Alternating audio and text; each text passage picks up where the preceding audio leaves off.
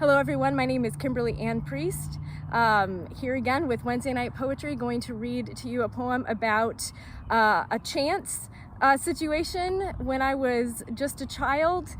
A situation in which my mother taught me to be fearless, or to be still in the face of things that I feared. I think a lot of the things that we fear, we simply don't understand. We tend to be afraid of things we don't understand well, and that's true on many different levels of our experience and existence when it comes to things in nature or people that we don't understand or ideas that are new to us. We tend to react out of fear or shrink back out of fear. But my mother taught me to be very still and to recognize that fear is sort of a natural phenomena, but I don't have to react to it.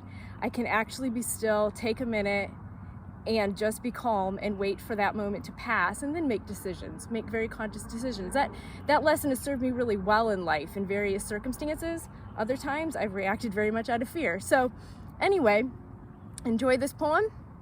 It's a wild poem and it's titled In the Grass. This happened in Bay City, Michigan in 1981 when I was just little.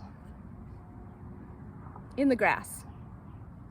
Mothers tie shoes. Tying shoes is a private cult ritual between mothers and their offspring. Typically, if outdoors, the child assumes a sitting position on the nearest large rock. It must be a rock of immovable size, though short enough for a 4-year-old to squat upon.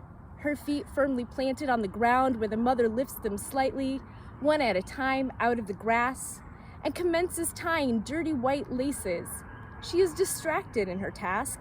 It is, after all, ritual, like a game of hide and seek or cutting up cheese for lunches.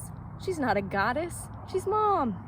The woman bent over in front of me, fixing my shoe, as a long green garter snake emerges out of the ground from under a rock and slithers between my legs, a mere 5 to 6 inches from my mother, and my mother doesn't move, keeps tying my shoe, slipping a lace through a loop, spying the snake, saying how much it looks like the loop, laughing, making an O of her mouth as a whole nest of babies emerge from the rock. Neolites, she says, then talks about all sorts of other babies, like chimps and pandas, and small kangaroos that hide like they're these babies, but in mama pouches. And we are both pointing and counting by now. 7, 8, 9, 10, how small they are. Like the green gummy worms I ate just the other day, but Mom says we shouldn't eat the baby snakes because their mama would miss them. Like I'd miss you, she says.